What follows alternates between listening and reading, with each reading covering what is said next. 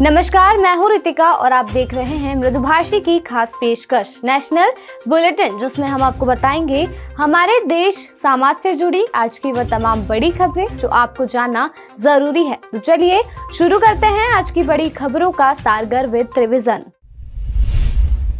बिहार कर्मचारी चयन आयोग की तृतीय स्नातक स्तर की प्राथमिक परीक्षा पेपर आउट के कारण सुर्खियों में रही। अब इसके परीक्षा अभ्यर्थियों पर पुलिस के डंडे बरस रहे हैं। बुधवार को तीनों पेपर की परीक्षा रद्द कराने की मांग को लेकर गांधी मैदान से जेपी गोलंबर होकर आयोग के दफ्तर की ओर बढ़ रहे राज्य भर से पटना आए अभ्यर्थियों पर राजधानी के डाक बंगला चौराहे पर पुलिस ने लाठीचार्ज किया।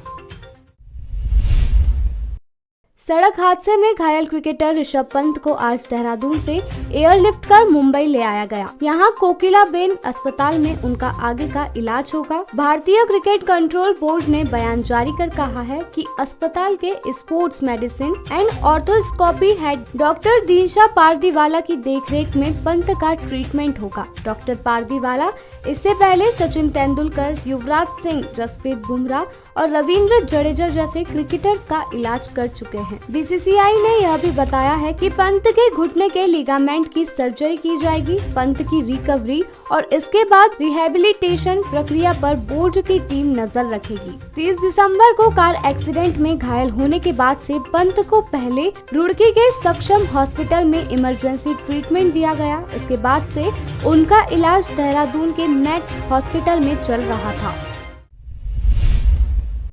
बिल्किस बानो गैंगरेप केस के 11 दोषियों को दी गई छूट के खिलाफ नई याचिकाएं दायर की गई, जिनकी सुनवाई फरवरी तक टल गई है। मामला सुप्रीम कोर्ट में जस्टिस अजय रस्तोगी और जस्टिस बेला एम त्रिवेदी की बेंच में पहुंचा था, जहां जस्टिस बेला त्रिवेदी ने एक बार फिर खुद को इस मामले से अलग कर लिया। गौरतलब है कि जस्टिस बेला त्रिवेदी ने पिछले महीने भी बानो की पुनर्विचार याचिका की सुनवाई से खुद को अलग कर लिया था। बेंच ने यह भी कहा, सामाजिक कार्यकर्ताओं की तरफ से दाखिल याचिकाओं को भी पीड़ित बिल्किस की याचिका के साथ सुना जाएगा।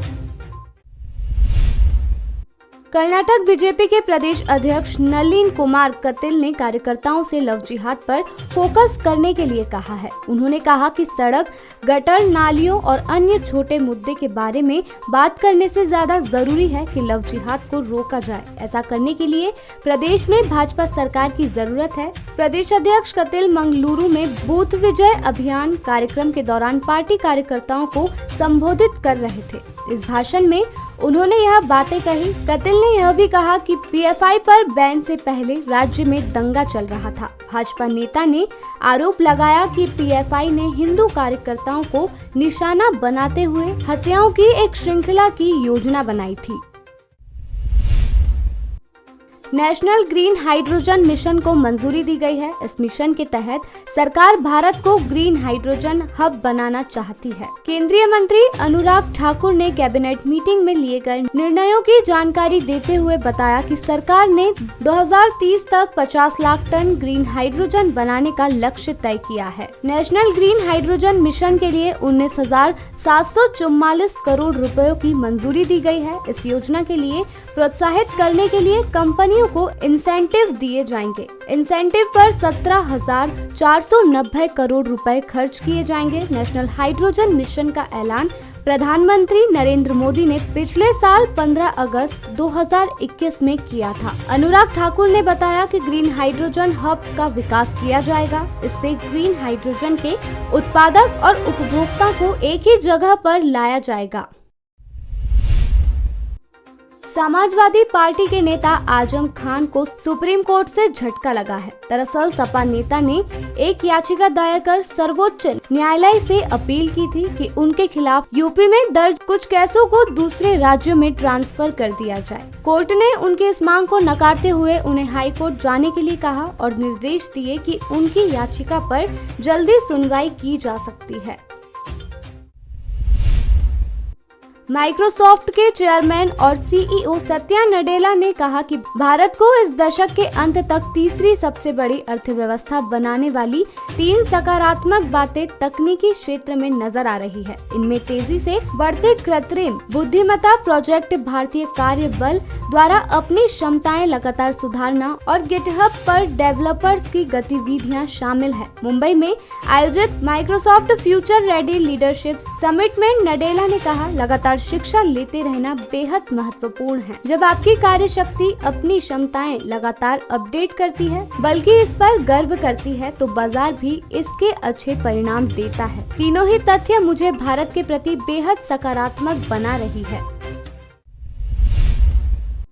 प्रधानमंत्री नरेंद्र मोदी ने 2022 में अवैध शिकार की घटनाओं के शून्य होने पर असम के लोगों के गैंडों के संरक्षण के लिए किए गए प्रयासों की सराहना की। प्रधानमंत्री ने हिमंता बिस्वा शर्मा के एक ट्वीट को साझा करते हुए इसे एक सुखद समाचार बताया। उन्होंने राज्य के लोगों को बधाई देते हुए कहा, असम के लोगों ने राहत दिखाई है। राज्य के लोग गैंडों की रक्षा के लिए सक्रिय रूप से प्रयासरत रहे हैं।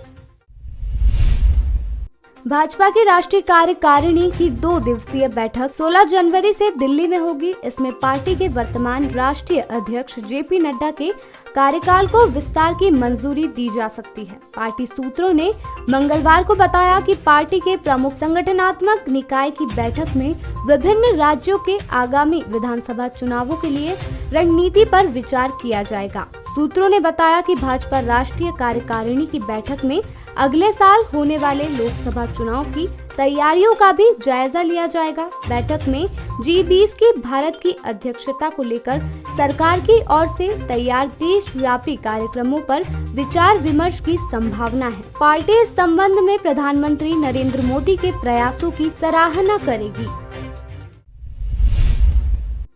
भोजपुरी सिनेमा के सुपरस्टार माने जाने वाले पवन सिंह पर एक्ट्रेस यामिनी सिंह ने गंभीर आरोप लगाए थे। यामिनी सिंह ने कहा था कि वो उनके साथ काम नहीं करना चाहती है क्योंकि उनकी फिल्मों में एक्ट्रेस को स्पेस नहीं मिलता। लेकिन हाल ही में दिए एक इंटरव्यू में यामिनी ने खुलासा किया कि असल में पवन के साथ काम न करने की वजह कुछ और ही है। यामिनी ने बताया कि एक्टर ने एक बार उनसे कॉम्प्रोमाइज करने की बात कही थी। अभी के लिए इतना ही। कल फिर हाजिर होंगे दिन भर की हुई बड़ी खबरों के साथ। तब तक के लिए मृदुभाषी को सब्सक्राइब करना ना भूलें।